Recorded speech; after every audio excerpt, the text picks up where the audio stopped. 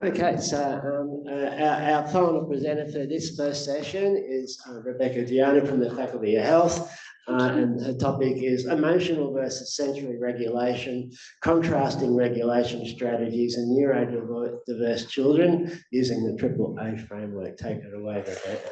Thank you, Craig. Hello, everyone.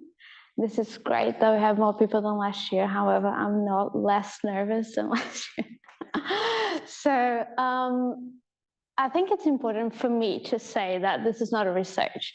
I'm a master's student and my studies were coursework. So this is all based on the work that I've done and experienced and all of that. So that's my observations and studies that I've done. It's not a research. So this should take off some of the weight and let's go. I'd like to start with the acknowledgement of country. And I'd like to acknowledge and pay my respects to the traditional owners of the land which I live, work, and study, the Yagara, Turrbal, and Bunjalung nations. Pay my respects to elders past, present, and emerging, recognize sovereignty was never ceded, and this is and always will be Aboriginal land. So I'm going to start today talking a little bit about neurodivergent brains, some differences about sensories and emotions, a little bit about regulation and essentially co-regulation because I'm talking about children. So neurodiversity, we are taught, or I think common sense when we talk about spectrum, is we're thinking about this line, but in fact, it's more like a wheel. And we have all of these little segments that can be different. And this is what makes it beautiful because every person has their own little personal wheel. And when we talk about neurodiversity, this could be applied to literally anything. It's emotions, senses, perceptions, social. And then here we have a little bit of an understanding. We associate a lot of this with the autism spectrum, but it could be literally anything, as I'm going to show you in a bit. So we are familiar with our senses. We have sight, smell, hearing, taste, and touch, beautifully represented by these little helpers. But we have actually 8 senses. We have proprioceptive, which is pressure. When you're pressing something, when you need to feel and touch something, it's the pressure that you feel on your skin. We have interoceptive, which is curiosity, the butterflies that I have on my stomach now, the hunger that we're going to have when I finish my presentation and we're going for lunch. It could be overwhelming feeling. I'm feeling shy, I'm feeling tired. And then we have vestibular, which is movement, essentially. The definition is when you move your head. So it's the change you have in your labyrinthine. So for kids, mostly it's running and jumping, and the trampoline is a great representation of that. And emotions. Again, we have the wheel representation. So each segment, we can put one emotion or one feeling, and when you combine them, you have all the ones. So this concept of spectrum and wheels is great, and we can apply for everything. And then we have emotions, we have senses. Then every bit of these, we can put one sense and one emotion here. And then for every person, this optimum state will be different, and it's going to vary. So for instance, I need a lot of proprioceptive, but my shy, it's like my optimal levels are really low, and I'm breaking everything. That's what happens when you get nervous. And that's it. So for you to be regulated, well, emotional regulation is essentially feelings and emotionals. It's regarding situations you are in and the social connections you make. And sensory regulation, it's about the environment, your internal perceptions, and the actions that happens to you. And we talk a lot about regulation and dysregulation, but it could be regulation and unregulation. as well. Based on this concept, we have the window of tolerance. And this makes a lot of sense to me when I learned about this. We think about window of opportunity, and it's pretty much the same concept. When you are feeling too much, you hyperarousal. When you're feeling too less, you hypo. But then you have the great in between. That's your window. And then that's actually the window, is the white bit. It's not everything. So here would be hypo or hyper. Here would be the other way. And that's your window of tolerance. So for you to understand sensory regulation is firstly understanding why you dysregulated, what's happening to you, why you're not feeling good, why you're not at ease. Here we have this little boy with the dog barking, and he's feeling, could be scared. He could be annoyed. And in a neurodivergent brain, all of your sensories are heightened, so you experience a lot. So for someone seeing a dog barking, it would be like, all right, dog's barking, that's annoying, but I can handle. If you're a kid, it exaggerates. And if you're a neurodivergent child, it's going to be sometimes 10 times worse. So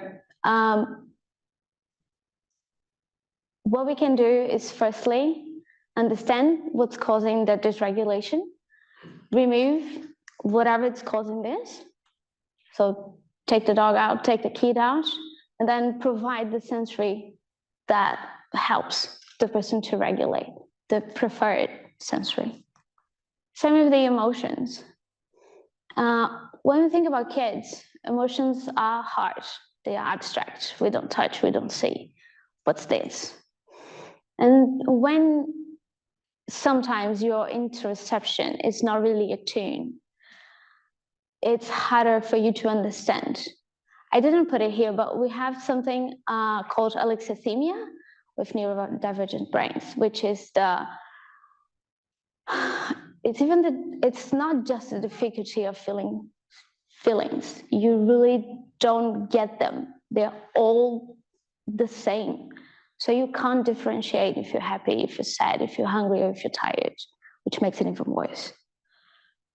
So when you're playing with your toy or with your bear and someone takes it, what am I feeling?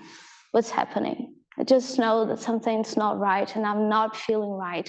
But I know what I'm feeling. And the emotional regulation, and it's a lot about the social, is, okay, I see you, I understand you. And that's a lot of what Kate talked about her presentation. That's the parental thing.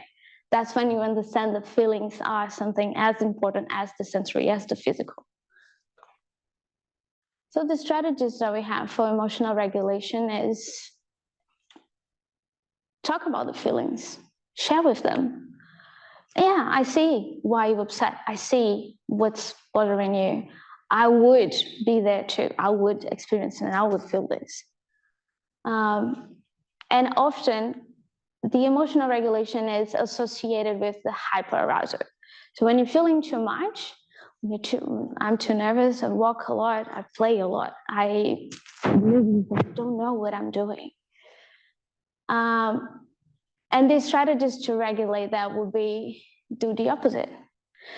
Breathe, calm down, go to a silent room. I think we are seeing more and more sensory rooms in child spaces because we know this is important. When you're in a room full of people, crazy, running, talking loud, interacting to each other, I have this hyperarousal. So I need to remove myself from the situation. I need a little bit of space. I need to calm myself down. And the safe social connections. Where are my parents? Where are my friends? It's the favorite teacher that I have that I can talk to. And the sensory regulation, it's what happens around you and how you perceive these. And this is great when you understand the sensory regulation, because you can choose what to do. Okay, the dog's bothering me, the room's bothering me. What can I do? How can I solve this? This brings a lot of autonomy to the little person and even to adults. I know I like to do this when I'm feeling irritated or anxious, so I'm doing it. And I'm feeling way better than last year.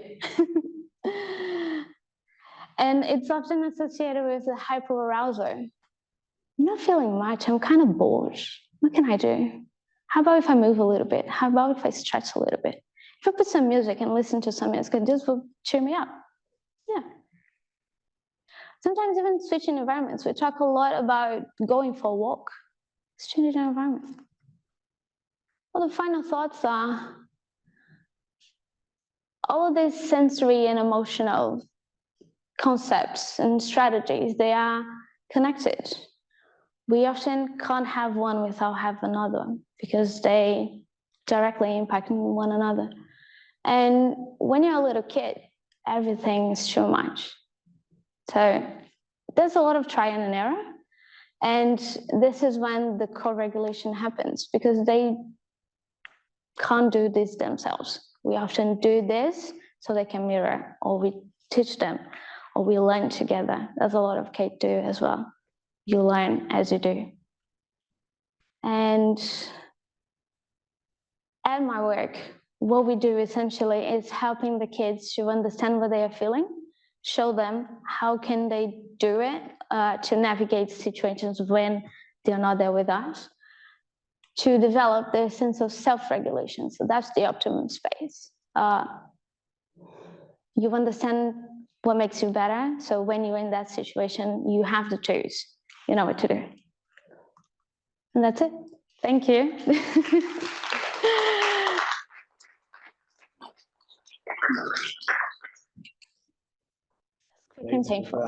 Thanks, Rebecca. Do we have any questions for Rebecca from the? Oh, yeah.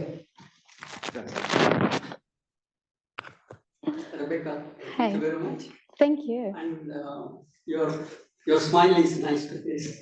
Thank you. Your spectrum approach is very good. I like that spectrum. Yeah. And emotions, senses, and regulations. These attributes, you can model them. And you can build connections between these attributes and prepare some data models and submit to our one of the tracks we have ACIS conference in Canberra. You can contribute to that. Thank you very much. Oh, thank you. Thank you for Alison listening. will give you the details. I think Yes, you sent me. Yes. Okay. Kate, there you go. Well done. That was awesome. Thank I know you. how nervous you were, but it was great.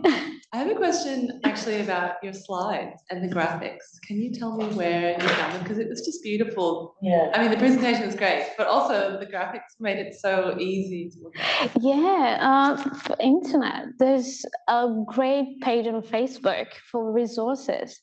There's heaps of neurodivergent communities members resources, and I don't know which one you're talking specifically, but I can share you some of the resources.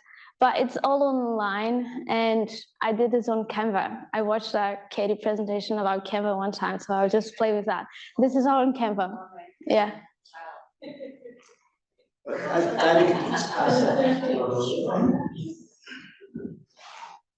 Yeah, I had the same sort of thoughts. My slides definitely don't look like that, but I put mine together last night. So,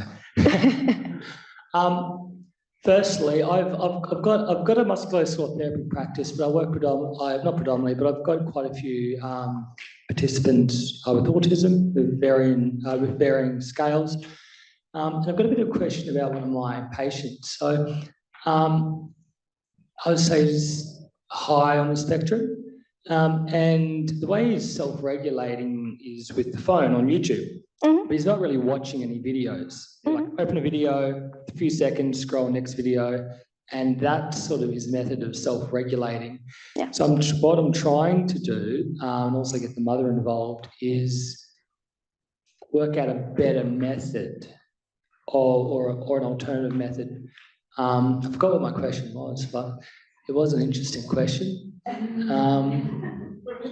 Well, let's go with that. So Yeah. the kids feeling probably a bit bored, not happening. It's very associated with the ADHD brain as well, because they need a lot of stimulants to keep on, because they process things so fast, rapidly. And you need a lot of information all the time. So YouTube clips are beautiful for that, because you have boom information, especially if there's a lot of things happening. Sometimes it's kind of overwhelming, but that's what the brain needs. It needs a lot of input. So the best way to do it is a combination of things, and understand what they're actually seeking. Is it the movement? Is it the visual? Is the loud? Is the video super loud? It's just a lot of things moving and happening, or it's just because they're used to it. There's a lot of that too. I'm just used to, because that's so easy. I just get my phone and I just go there. I don't need to think too much. But Okay, great. Yeah, I think that's an important thing you said. They're trying to work out what is the stimulus that they're, like, what are they getting from it? Is it the sliding of the movement of the screen? Is it the fact that they're touching the screen? Is it the sound? Yeah. I think we were just trying to improve sleep quality, and trying to maybe not have that as a constant stimulus to help regulate. Also, I'm doing Masters of Integrated Medicine at the moment, so I've just finished my nutritional medicine component, and there's a lot of regulation through food, but there's a lot of eating. There's a lot of constant eating, which I think, and the wrong ratios of energy as well. You know, all the energy is coming from protein, and there's none really coming from good fats or carbohydrates. So I think, you know, I'm trying to work out better ways for the self-regulation. So that's pretty much it. yeah. Sorry, that's all right. We were talking on morning tea, yeah, definitely. Well, we're running just a little late, so there's 25 minutes for morning tea. Morning tea's over there in the marquee, and I'm sure there'll be lots of conversation for everyone who presented now. A really wonderful first session, so put your hands together for everyone today. Thank you, everyone. That was beautiful. Well, thank you.